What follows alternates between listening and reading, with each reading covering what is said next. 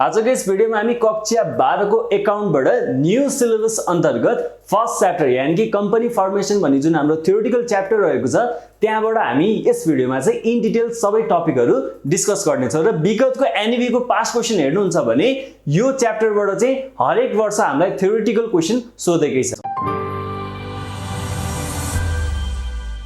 यो च्याप्टरमा सुरुमा हामीले पढ्नुपर्छ कम्पनी भनेको के, यसको मिनिङ हामीले बुझ्नुपर्ने हुन्छ र कम्पनीको डेफिनेसन के हो भन्दाखेरि तपाईले स्क्रिनमा पनि देख्न सक्नुहुन्छ a company is an association of people having a common interest that is incorporated. यहाँ इनकर्पोरेटेड भनेको चाहिँ के हो भन्दाखेरि कम्पनीलाई एस्टाब्लिश गर्नु भनेको है, according to law and has a separate legal existence. यसको अर्थ के हो भने कम्पनी भनेको चाहिँ एउटा व्यक्तिहरुको एउटा एसोसिएसन हो जसको एम अब्जेक्टिभ एउटै छ र यो कम्पनीलाई चाहिँ कसले भ्यालिड गरेको हुन्छ, कानुनले भ्यालिड गरेको हुन्छ। यानी कि कानुनको नजरमा कम्पनी पनि एउटा व्यक्ति सरह हुन्छ र कानुनको नजरमा उसको के हुन्छ, एउटा छुट्टै अस्तित्व रहन्छ हो। यसलाई नै हामी के भन्छौं, कम्पनी भन्न सक्छौं। कम्पनीको कुरा गरिराख्दाखेरि हामीलाई अर्को के क्वेशन सोध्न सकिन्छ भन्दाखेरि व्हाट आर द क्यारेक्टरिस्टिक्स अथवा फीचर्स अफ अ कम्पनी, कम्पनीको विशेषताहरू के कस्तो हुन सक्छ भनेर हामीलाई सोध्न सक्छ। अब कम्पनीको विशेषता के हो त भन्दाखेरि सुरुमा हो आर्टिफिशियल लीगल पर्सन। कम्पनी एउटा के हो, आर्टिफिशियल लीगल पर्सन। दुई खालका व्यक्ति हुन्छन्, एउटा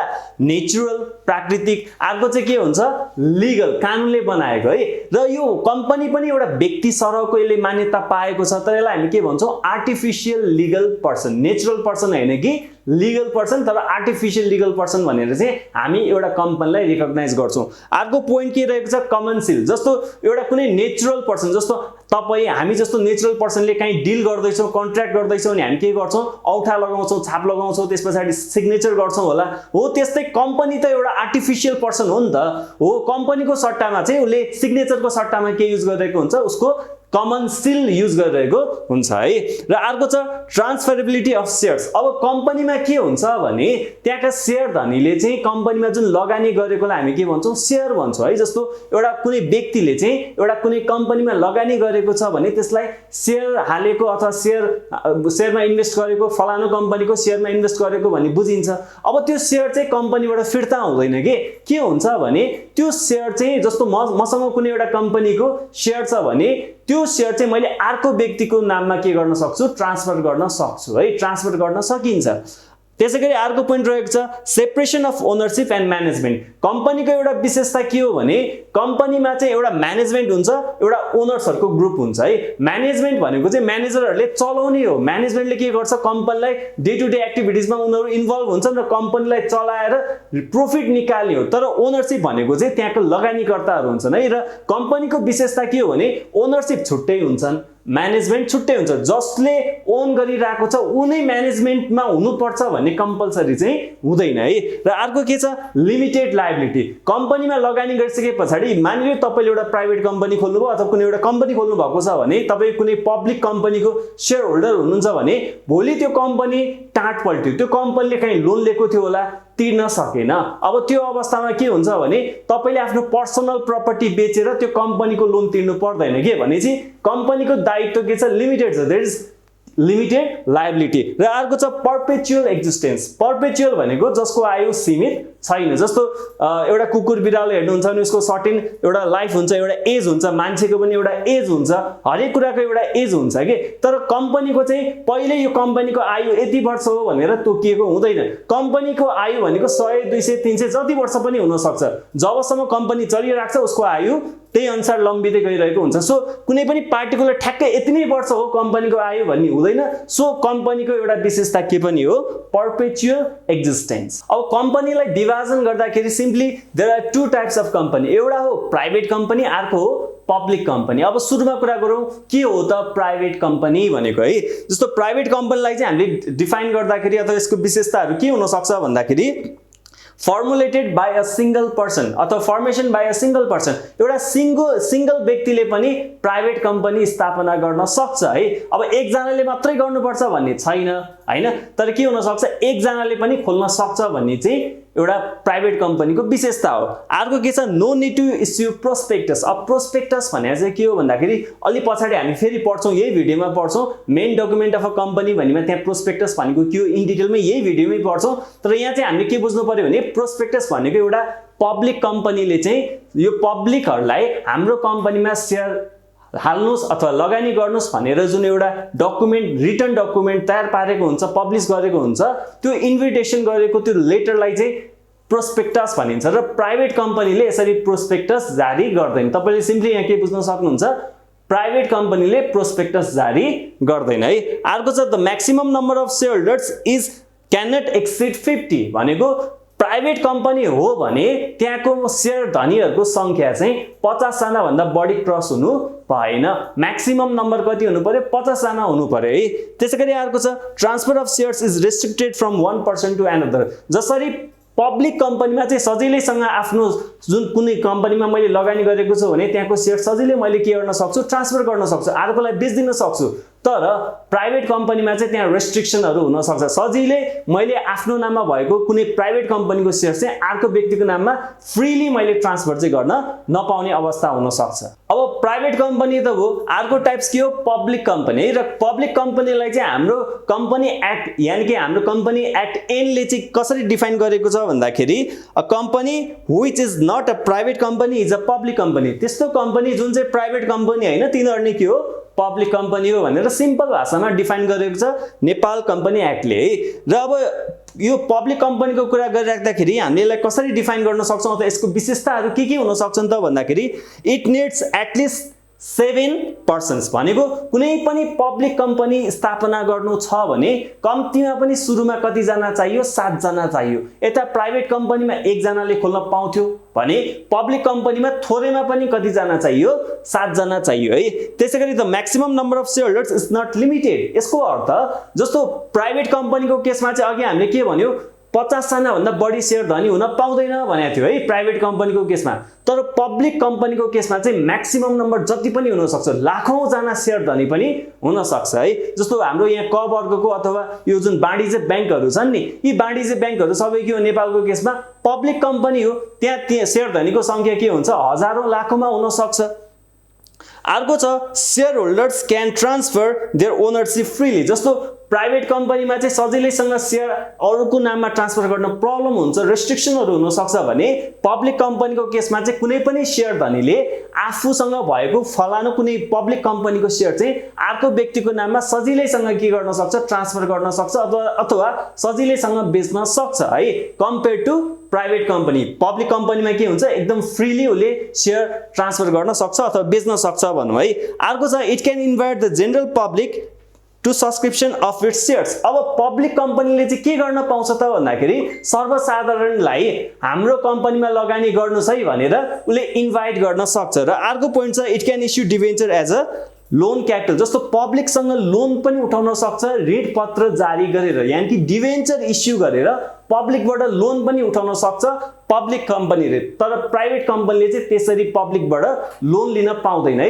जसलाई चाहिँ हामी ऋण पत्र भन्छौं। डिबेन्चर इस्यु गरेर पब्लिकबाट लोन लिन्छ कम्पनीले, त्यो पब्लिक कम्पनीले मात्रै पाउँछ, प्राइभेट कम्पनीले पाउँदैन। अर्को टपिक छ कम्पनी प्रोमोटर्स अथवा कम्पनीका प्रोमोटर शेयर धनीहरू है। अब तपाईले स्क्रिनमा देख्न सक्नुहुन्छ त्यहाँ डेफिनेसन छ a person or a group of persons who take necessary steps to incorporate a company are company promoters। अब जस्तो एउटा पब्लिक कम्पनी छ, त्यो पब्लिक कम्पनीमा हजारौं लाखौं जना के हुन सक्छन्, शेयर धनी हुन सक्छन्। र त्यो हजारौं लाखौं शेयर धनीले एकैचोटी मिलेर कम्पनीको स्थापना गरेको त हैन नि त। त्यो पब्लिक कम्पनी स्थापना गर्दाखेरि के सर्टेन ग्रुप अफ पिपल अथवा के सर्टेन पिपलहरु चाहिँ मिलेर त्यो कम्पनी स्थापना गरेको हुन्छ। उनीहरुको इनिसिएसनले गर्दाखेरि त्यो कम्पनी स्टाब्लिश भएको हुन्छ। हो त्यस्ता सुरुमा इनिसिएसन लिएर कम्पनीमा इन्भल्भ भएर लगानी गरेर कम्पनी स्थापना गर्ने त्यस्ता शेयर धनीलाई चाहिँ हामी के भन्छौं, कम्पनीका प्रोमोटर्स भनेर भन्छौं। अब अर्को इम्पोर्टेन्ट टपिक छ main document of a company. कम्पनीका मुख्य डकुमेन्टहरुको बारेमा अब हामीले पढ्नुपर्ने हुन्छ है।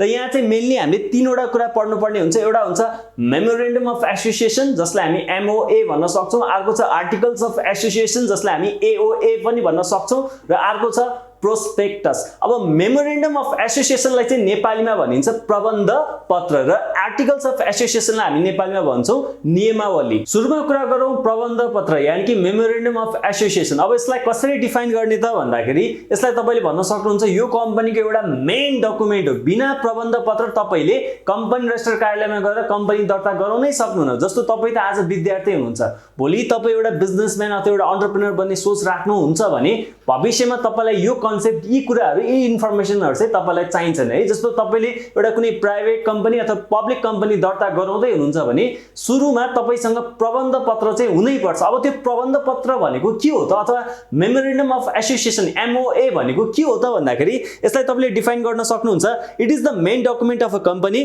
Company can not be registered without it, यानी कि विदाउट प्रबन्ध पत्र अथवा मेमोरेन्डम अफ एसोसिएसन तपाईले दर्ता नै गर्न सक्नुहुन्न। यसले के हुन्छ भन्दाखेरि it sets out constitution of the company र अर्को छ it defines the objectives of the company. र मुख्य कुरा यो मेमोरेन्डम अफ एसोसिएसनमा धेरै कुराहरू हुन्छन्। त्यहाँ मुख्य कुरा चाहिँ के हो भने कम्पनीको उद्देश्य के हो, कम्पनीको अब्जेक्टिभ्स के हो, कम्पनीले के कस्ता कार्यहरू चाहिँ गर्ने हो त हो, ती कुराहरू चाहिँ क्लियरली यो प्रबन्ध पत्रमा मेन्सन गरिएको हुन्छ। र प्रबन्ध पत्रमा हुन्छ चाहिँ के भन्ने कुरा चाहिँ तपाईले स्क्रिनमा पनि देख्न सक्नुहुन्छ। सुरुमा त हुन्छ कम्पनीको नाम के हो, त्यसैगरी अर्को हुन्छ कम्पनीको रजिस्टर्ड अफिसको एड्रेस के हो, कहाँ हो, त्यो त्यहाँ मेन्सन गरिएको हुन्छ। अर्को मुख्य कुरा भनेको कम्पनीको अब्जेक्टिभ्स उद्देश्यहरू के हो त, कस्तो कस्तो क्षेत्रमा रहेर काम गर्ने हो त, ती सबै कुराहरू चाहिँ यो प्रबन्ध पत्रमा लेखिएको हुन्छ र बाँकी कुराहरू तपाईले स्क्रिनमा पनि देख्न सक्नुहुन्छ। अर्को छ आर्टिकल्स अफ एसोसिएसन AOA, जसलाई चाहिँ नेपालीमा नियमावली भन्छ है। जस्तो कम्पनीको नियमावली भनेको के, नामै के हो नियमावली, यानि कि नियम भएको है।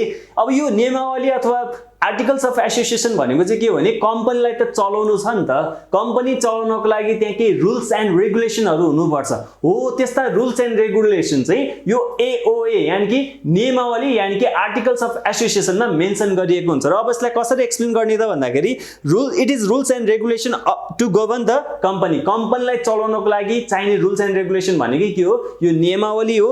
र यहाँ के हुन्छ भन्दाखेरि it direct the company towards it's objectives. जस्तो कम्पनीको उद्देश्य के हो, उद्देश्यतिर चाहिँ डाइरेक्ट गराउँछ। जस्तो उद्देश्य चाहिँ एकातिर, कम्पनीले अर्कोतिर काम गरिरहेछ भने त्यो गलत हो नि त। उद्देश्य जे हो त्यतैतिर चाहिँ डाइरेक्ट कसले गर्छ, यो नियमावलीले गर्छ है, आर्टिकल्स अफ एसोसिएसनले गर्छ। र यो आर्टिकल्स अफ एसोसिएसनमा मेनली हुन्छ चाहिँ के त भन्दाखेरि सुरुमा हुन्छ procedures for convening the general meeting of the company. कम्पनीको जेनरल मिटिङ कसरी गर्ने हैन, नोटिस सेयर भन्नेलाई कसरी पठाउने, ती सबै कुराहरू यहाँ मेन्सन गरिएको हुन्छ। अर्को भनेको प्रोसिडिङ्स अफ जेनरल मिटिङ, जेनरल मिटिङको प्रोसिडिङ्स के कसरी चलाउने हो त्यो कुरा त्यहाँ मेन्सन गरिएको हुन्छ।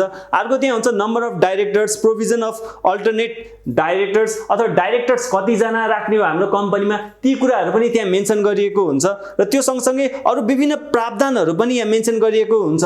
र यो के कुराहरू त्यहाँ इन्क्लुड गरेको हुन्छ, अरू कुराहरू तपाईले स्क्रिनमा पनि देख्न सक्नुहुन्छ। यो मेन डकुमेन्ट अफ अ कम्पनीमा हामीले तीनटा कुरा पढ्नुपर्छ भनेका थियौँ। एउटा मेमोरेन्डम अफ एसोसिएसन जुन हामीले भर्खर एक्सप्लेन गर्यौँ, अर्को थियो आर्टिकल्स अफ एसोसिएसन यानि कि नियमावली, यो भर्खरै एक्सप्लेन गर्यौँ। र अब अर्को रहेको छ प्रोस्पेक्टस। अब प्रोस्पेक्टस भन्दा हामीले के बुझ्नु पर्यो भने अघि पनि अगाडि सुरुमा कुरा गरे अनुसार प्रोस्पेक्टस भनेको प्राइभेट कम्पनीले हैन पब्लिक कम्पनीले मात्र इस्यु गर्छ अथवा त्यसले निकाल्छ, जारी गर्छ। र यो प्रोस्पेक्टस भनेको के हो भन्दाखेरि एउटा रिटन इन्भिटेसन हो है, पब्लिकलाई इन्भाइट गरेको। जस्तो पब्लिक कम्पनीले चाहिँ सर्वसाधारण पब्लिकहरूलाई चाहिँ ल हाम्रो कम्पनीमा लगानी गर्नुहोस् है भनेर एउटा रिटन इन्भिटेसन उनीहरूले पब्लिस गरेको हुन्छ, जसको नाम नै जसलाई हामी के भन्छौँ प्रोस्पेक्टस भन्छौँ है। अब यो प्राइभेट कम्पनीले त यस्तो गर्न पाउँदैन, किनभने प्राइभेट कम्पनीमा शेयर धनीको म्याक्सिमम संख्या भनेको 50 जना हो, तर पब्लिक कम्पनीको म्याक्सिमम शेयर धनीको संख्या भनेको त अनलिमिटेड हुन सक्छ। सो पब्लिक कम्पनीले चाहिँ प्रोस्पेक्टस जारी गर्न सक्छ। अब त्यो प्रोस्पेक्ट जस्तो हामीले बजारमा सुनिरहेको हुन्छ नि IPO, कम्पनीको IPO खोलिरहेको छ भन्छौँ नि, IPO यानि कि त्यो इनिशियल पब्लिक अफरिङ भन्नु नै के हो, त्यो बेला उनीहरूले के गरेको हुन्छ कम्पनीले प्रोस्पेक्टस जारी गरेको हुन्छ। जस्तो कुनै कम्पनीले IPO जारी गर्यो भने उसले त्यो बेला प्रोस्पेक्टस निकालेको हुन्छ र त्यो प्रोस्पेक्टसमा भनेको हुन्छ हाम्रो कम्पनीमा लगानी गर्नु होला भनेर लेखेको हुन्छ हैन। र त्यो लगानी गर्नु होला भनेर इन्भाइट त गर्यो, त्यहाँ के कुराहरू के क्लजहरू चाहिँ मेन्सन गरेको हुन्छ त भन्दाखेरि मेनली त्यहाँ मेन्सन हुने कुरा भनेको तपाईले स्क्रिनमा देख्न सक्नुहुन्छ the name, address, nature and objectives of the company. कम्पनीको नाम के हो, एड्रेस के हो, नेचर कस्तो छ, कुन प्रकारको, जस्तो हाइड्रो इलेक्ट्रिसिटी अथवा हाइड्रो प्रोजेक्ट वाला कम्पनी हो कि अथवा ब्याङ्किङ कम्पनी हो कि होइन, कस्तो खालको कम्पनी हो, म्यानुफ्याक्चरिङ हो कि, त्यो नेचर पनि मेन्सन गरिएको हुन्छ र कम्पनीको उद्देश्यहरू के हो त्यो पनि त्यहाँ लेखिएको हुन्छ प्रोस्पेक्टसमा। त्यसैगरी कम्पनीको जुन डाइरेक्टर्सहरू, म्यानेजिङ डाइरेक्टर्सहरू हुन्छ उनीहरूको नाम, उनीहरूको ठेगाना, उनीहरूको अकुपेसनहरू, उनीहरूको पोर्टफोलियो पनि मेन्सन गरिएको हुनसक्छ। अर्को भनेको त्यहाँ भनेको यो जुन यो आइपिओ खुलिरहेको हुन्छ नि अथवा जुन जेनरल पब्लिकलाई जुन सब्सक्राइब गर्नको लागि जुन इन्भिटेसन पठाएको हुन्छ पब्लिकले, त्यो कहिले खुल्ने हो र त्यसको क्लोजिङ डेट कहिले, ओपनिङ डेट कहिले हो, क्लोजिङ डेट कहिले हो, त्यो कुरा पनि त्यहाँ मेन्सन गरिएको हुन्छ। अर्को भनेको त्यहाँ यो जुन जस्तो कम्पनीले पब्लिकलाई हाम्रो कम्पनीमा सेयर हाल्नुहोस् है भनेर खुलाएको बेला कसरी सेयर हाल्ने त, कुन तरिकाले पेमेन्ट गर्ने त, र त्यो कुन अवधि अथवा कुन तरिकाले पेमेन्ट गर्ने, मोड अफ पेमेन्टहरू सबै त्यहाँ प्रष्ट रूपमा खुलाएको हुन्छ। र अर्को मेन कुरा भनेको कम्पनीले चाहिँ अब आउँदो 3 वर्षसम्मको, फ्युचरमा आउने 3 वर्षको चाहिँ फाइनेन्शियल स्टेटमेन्ट प्रोजेक्ट गरेर अनुमानित फाइनेन्शियल स्टेटमेन्ट चाहिँ उनीहरूले पब्लिस गराएको हुनुपर्छ। जस्तो हाम्रो कम्पनीको 3 वर्ष, अब आउँदो 3 वर्षसम्ममा चाहिँ यति नाफा हुन सक्ने अवस्था छ भन्ने कुराहरू चाहिँ त्यो प्रोस्पेक्टसमा देखाउनु पर्ने हुन्छ। अब अर्को टपिकमा जो मिनिङ अफ कम्पनी सेयर। अब यहाँ सुरुमा कुरा गरौँ सेयर भनेको के हो त है। जस्तो कम्पनी इस्टाब्लिस गर्न सुरुमा त्यहाँका सेयर धनीले त लगानी त गर्नु पर्यो नि त। जस्तो 10 करोड रुपियाँ लगानी गरेर कम्पनी इस्टाब्लिस गरियो हो, त्यो 10 करोड भनेको के हो, सेयर क्यापिटल हो। अब त्यो सेयर क्यापिटललाई के गरिएको हुन्छ, एउटा कुनै युनिटको आधारमा के गरिएको हुन्छ, डिभाइड गरिएको हुन्छ कि। जस्तो 1 दर्जन केरामा 12वटा केरा हुन्छ नि, 1 दर्जन केरा भनेको चाहिँ सेयर क्यापिटल भयो र एउटा केरा भनेको चाहिँ सेयर जस्तो हो है। जस्तो यसलाई तपाईँले कसरी डिफाइन गर्न सक्नुहुन्छ भन्दाखेरि you can see in screen as well, the capital of a company is divided into the number of units, each unit is called a share. जुन यो सेयर क्यापिटललाई एउटा युनिटमा डिभाइड गरिएको हुन्छ र हरेक युनिटलाई चाहिँ एउटा युनिटलाई हामी के भन्छौँ, सेयर भन्न सक्छौँ है। जस्तो युजली एटिकिता सेयर भनेर चाहिँ इन प्र्याक्टिसमा चाहिँ त्यसरी युज गरिएको हुन्छ यो टर्म। र त्यहाँ अर्को तपाईँले पढ्न सक्नुहुन्छ, a share is issued by the company in the form of a certificate with its seal. अब पहिला के हुन्थ्यो भन्दाखेरि जस्तो कुनै कम्पनीमा सेयर हालिसके पछाडि चाहिँ कम्पनीले के गर्थ्यो भन्दाखेरि सेयर धनीलाई एउटा प्रमाणपत्र दिन्थ्यो, सेयर धनीको प्रमाणपत्र दिन्थ्यो, एउटा फिजिकल सर्टिफिकेट दिन्थ्यो है। र त्यसमा चाहिँ कम्पनीको नाम, कति किता त्यो सेयर धनीले पाउने हो भनेर कमन सिल सहित त्यहाँ के गरिएको हुन्छ, त्यो सर्टिफिकेट बाँडिन्थ्यो। तर अहिले चाहिँ त्यस्तो छैन है। अहिले जस्तो कुनै पब्लिक कम्पनीमा जसको चाहिँ कारोबार सेकेन्डरी मार्केट नेप्सेमा हुन्छ, त्यो कम्पनीहरूको हकमा चाहिँ तपाईँले अहिले फिजिकल सर्टिफिकेट पाउनुहुन्न। अब जस्तो मान्यो आइपिओ खुल्यो कुनै पब्लिक कम्पनीको, तपाईँले एप्लाई गर्नु हो र एप्लाई गरिसके पछाडि तपाईँलाई सेयर पनि पर्यो, एलोट भयो र अब त्यो केसमा के हुन्छ भने तपाईँले फिजिकल सर्टिफिकेट पाउनुहुन्न है। अहिले के चाहिँ एउटा डिजिटल प्लेटफर्म यानि कि डिमेटेरियलाइज गरिसकेको अथवा एउटा डिजिटल प्लेटफर्ममा तपाईँको सेयरको के हुन्छ, इन्ट्री हुन्छ, रजिस्टर हुन्छ है। र तपाईँको डिमेट खातामा नै सेयर आउने र तपाईँले बेच्नु हो भने तपाईँको डिमेट खाताबाट सेयर जाने, त्यो प्रोसेस चाहिँ अहिले बजारमा अथवा मार्केटमा अथवा त्यसरी प्र्याक्टिसमा चलिआएको छ। अब अर्को टपिक सेयर धनी भनेको को हो अथवा के हो है। Share holders, what is share holders. अब यसलाई कसरी डिफाइन गर्ने त भन्दाखेरि you can see in screen, the person who contributes money through shares in the company are called shareholders। त्यस्ता व्यक्तिहरू अथवा कम्पनीहरू जसले चाहिँ कुनै एउटा पार्टिकुलर कम्पनीमा सेयरको रूपमा कम्पनीमा कन्ट्रिब्युट गरेका छन्, लगानी गरेका छन् भने तिनीहरूलाई हामी के भन्छौँ, सेयर होल्डर्स भन्न सक्छौँ है। र अब अर्को टपिक छ फिचर्स अफ सेयर्स, सेयर्सको विशेषता है। सुरुमा छ पर्मानेन्ट क्यापिटल है। अब जस्तो के हो भने कम्पनीलाई चलाउनको लागि त विभिन्न ठाउँबाट उसले क्यापिटल जुटाइरहेको हुन्छ, लोन लिएको हुनसक्छ, सेयरबाट उठाइरहेको हुनसक्छ र यो लोन भनेको चाहिँ फिर्ता गर्नुपर्ने हुन्छ कि। जस्तो कम्पनीले कुनै ब्याङ्कबाट लोन लियो भने त्यस्तो क्यापिटल चाहिँ फिर्ता गर्नुपर्ने हुन्छ, तर सेयर भनेको चाहिँ कम्पनीले फिर्ता गर्दैन के। जस्तो मैले कुनै कम्पनीमा सेयर हालेँ, लगानी गरेँ भने अब त्यो फिर्ता हुँदैन, त्यही भएर यसलाई के भनिन्छ, पर्मानेन्ट क्यापिटल। अब मैले के चाहिँ गर्न सक्छु भने त्यो कम्पनीमा जुन मेरो लगानी भएको छ जुन सेयर छ, त्यो सेयर चाहिँ मैले अर्को व्यक्तिको नाममा ट्रान्सफर गरेर बेच्न चाहिँ सक्छु है। त्यो अवस्था चाहिँ त्यहाँ हुन सक्छ। सो सेयरलाई के भनिन्छ, पर्मानेन्ट क्यापिटल। यो लोन जस्तो फिर्ता चाहिँ हुँदैन है, कम्पनीले फिर्ता लिँदैन। अर्को छ डिभिडेन्ड्स। अब डिभिडेन्ड्स भनेको कम्पनीमा लगानी गरिसके पछाडि के पाउने त। जस्तो हामीले इन्भेस्ट गरिरहेछौँ भने त्यत्तिकै इन्भेस्ट त गर्दैनौँ नि, केही न केही प्रतिफल त खोजिरहेको हुन्छौँ नि त। जस्तो कसैले कुनै कम्पनीमा लगानी गर्दैछ भने केही न केही आशा त राखेको हुन्छ नि, हो त्यो कम्पनीले दिने रिटर्नलाई चाहिँ हामी के भन्छौँ डिभिडेन्ड भन्छौँ। जस्तो एउटा कम्पनीमा हामीले 1 लाख रुपैयाँ लगानी गर्यो, त्यो कम्पनीले के गरिरहेको हुन्छ बिजनेस गरिरहेको हुन्छ, नाफा कमाइरहेको हुन्छ। अब त्यो नाफा कमाएकोबाट चाहिँ शेयर धनीलाई पनि त दिउँ न भनेर कुनै रकम कुनै अमाउन्ट अथवा त्यो प्रॉफिटको कुनै पोर्सन शेयर धनीलाई बाँड्छ भने त्यो पोर्सनलाई हामी के भन्छौँ डिभिडेन्ड भन्छौँ हो। भने शेयर धनीहरूले पाउने रिटर्नलाई के भनिन्छ डिभिडेन्ड भनिन्छ। अब डिभिडेन्ड पनि दुई खालको हुन्छ, एउटा स्टक डिभिडेन्डको रूपमा पाइरहेको हुन सक्छ, एउटा क्याश डिभिडेन्डको रूपमा पाइरहेको हुन सक्छ, त्यो चाहिँ अहिले हामी जान्नु परेन। अर्को छ रेसिडुअल क्लेम। रेसिडुअल क्लेम भनेको जस्तो कम्पनी लिक्विडेसनमा गयो, जस्तो मैले कुनै एउटा कम्पनीमा इन्भेस्ट गरेको छु, त्यो कम्पनी टाट पल्ट्यो, अब लिलाइममा गइरहेको छ, लिक्विडेसनमा गइरहेको छ हो भने अब के हुन्छ कम्पनीले कसलाई तिर्नु पर्ने छ, सबलाई तिर्नु पर्छ।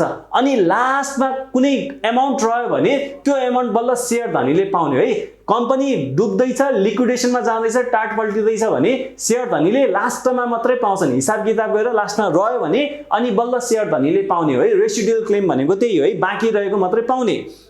र अर्को के हुन्छ भने जस्तो कम्पनीको नाफा भयो, त्यो नाफामा पनि उसले कहाँ खर्च गर्नुपर्ने छ, इन्ट्रेस्ट तिर्नुपर्ने छ कि, अथवा प्रिफरेन्स सेयर होल्डर्सलाई दिनुपर्ने छ कि, अथवा डिभेन्चर होल्डर्सलाई इन्ट्रेस्ट तिर्नुपर्ने छ कि, ती सबै कुराहरू दिइसके पछाडि लास्टमा इक्विटी सेयर धनीहरूले चाहिँ डिभिडेन्ड पाउने हो है। सो रेसिडुअल क्लेम भनेको लास्टमा बाँकी रहिसके पछाडि मात्रै सेयर धनीहरूले पाउने हो। र अर्को छ भोटिङ राइट। अब भोटिङ राइट भनेको कम्पनी चलाउनको लागि त्यहाँ अब जस्तो बिओडी मेम्बरहरू छान्नु पर्ला, अब त्यो भोटिङ गर्ने अधिकार चाहिँ कसलाई दिएको हुन्छ शेयर धनीलाई दिएको हुन्छ है। र यो पनि एउटा विशेषता हो। अर्को छ ट्रान्सफरेबिलिटी। अब ट्रान्सफरेबिलिटी भनेको कम्पनीको शेयर चाहिँ कुनै शेयर धनीले अर्को व्यक्तिको नाममा ट्रान्सफर गर्दिन सक्छ। Mainly there are two forms of shares, एउटा हो इक्विटी शेयर्स र अर्को के हो प्रिफरेन्स शेयर्स। र अब यो इक्विटी शेयर्स र प्रिफरेन्स शेयर्सको डिफरेन्स के हो त्यो अब हामी पढ्न गइरहेका छौँ। र एक्जाम पोइन्ट अफ भ्यूको कुरा गर्नुहुन्छ भने यो क्वेसन अथवा यो टपिक चाहिँ धेरै पटक विगतको एनईबी को क्वेसनमा सोधिएको छ है। र इक्विटी शेयर्स र प्रिफरेन्स शेयर्सलाई कसरी हामीले डिफरेन्शिएट गर्न सक्छौँ त भन्दाखेरि इक्विटी शेयर्स भनेको the rate of dividend is not fixed र प्रिफरेन्स शेयर्स भनेको the rate of dividend is fixed. अब जस्तो कोही शेयर धनी चाहिँ इक्विटी शेयर्समा लगानी गरेको छ, कसैले चाहिँ प्रिफरेन्स शेयरमा लगानी गरेको छ भने फरक के छ भने प्रिफरेन्स शेयर्समा जसले लगानी गरेको छ उनीहरूले पाउने डिभिडेन्ड चाहिँ फिक्स्ड हुन्छ। जस्तो 10% पाउने भनेको छ भने 10% पाउँछ, भोलि कम्पनीले धेरै कमाए पनि थोरै कमाए पनि उनीहरूले 10% पाउँछ है। तर इक्विटी शेयर धनीले अथवा इक्विटी शेयर होल्डर्सले चाहिँ के हुन्छ भने उनीहरूले पाउने डिभिडेन्ड फिक्स नहुन सक्छ, कुनै वर्ष नपाउन पनि सक्छ, कुनै वर्ष धेरै 20, 30, 40% जति पनि पाउन सक्छ, प्रिफरेन्स शेयर होल्डर्स भन्दा धेरै पनि पाउन सक्छ हो। त्यसरी चाहिँ उनीहरूको डिभिडेन्ड चाहिँ फिक्स्ड हुँदैन भन्ने कुरा चाहिँ हामीले यहाँ बुझ्नुपर्छ है। प्रिफरेन्स शेयर होल्डर्सको डिभिडेन्ड फिक्स्ड हुन्छ, 10%, 12%, 8% कति पाउने हो त्यो रिटर्न फिक्स्ड हुन्छ। तर इक्विटी शेयर होल्डर्सको पाउने डिभिडेन्ड चाहिँ फिक्स्ड हुँदैन। र अब हामीले के बुझ्नुपर्छ भने इक्विटी शेयर होल्डर्स चाहिँ कम्पनीको वास्तविक मालिक हुन् है। रियल ओनर चाहिँ को हो इक्विटी शेयर होल्डर्स हो, तर प्रिफरेन्स शेयर होल्डर्स चाहिँ रियल ओनर, रियल मालिक चाहिँ हैनन् है। र अब अर्को के छ भने इक्विटी शेयर्समा हामीले के भन्न सक्छौँ इट क्यानट बी रिडिम्ड, अथवा यो इक्विटी शेयर्समा कसैले लगानी गर्छ भने कम्पनीले त्यो फिर्ता गर्दैन। जस्तो इक्विटी शेयर्समा लगानी गर्यो, लगानी गरेपछि गरेको है त्यो कम्पनीले फिर्ता दिँदैन, जस्तो लोनहरू फिर्ता गरेको जस्तो त्यो फिर्ता हुँदैन।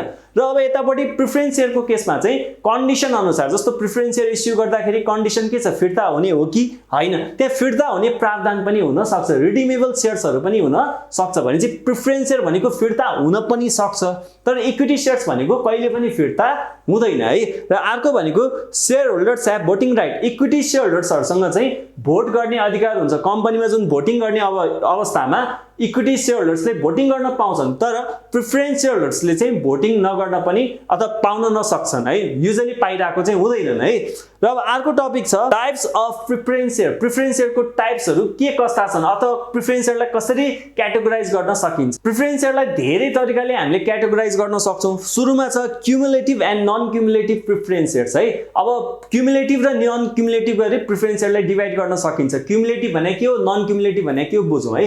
क्युमुलेटिभ भनेको चाहिँ जस्तो के हुन्छ भने जस्तो मानिलिउँ कुनै वर्ष कम्पनीले नाफा कमाएन, कुनै वर्ष कम्पनीले नाफा कमाएन। अब अघि हामीले एउटा कुरा के पढेका थियौँ भन्दाखेरि प्रिफरेन्स शेयर होल्डरले पाउने डिभिडेन्ड फिक्स्ड हुन्छ। मानिलिउँ 10% पाउनु छ भने उसले 10% त पाउनै पर्यो नि त, तर त्यो वर्ष कम्पनीले नाफा कमाएन भने अथवा त्यो वर्ष कम्पनीले प्रिफरेन्स शेयर होल्डर्सलाई नाफा दिन सकेन, अब अर्को वर्ष त नाफा कमाउँछ होला नि।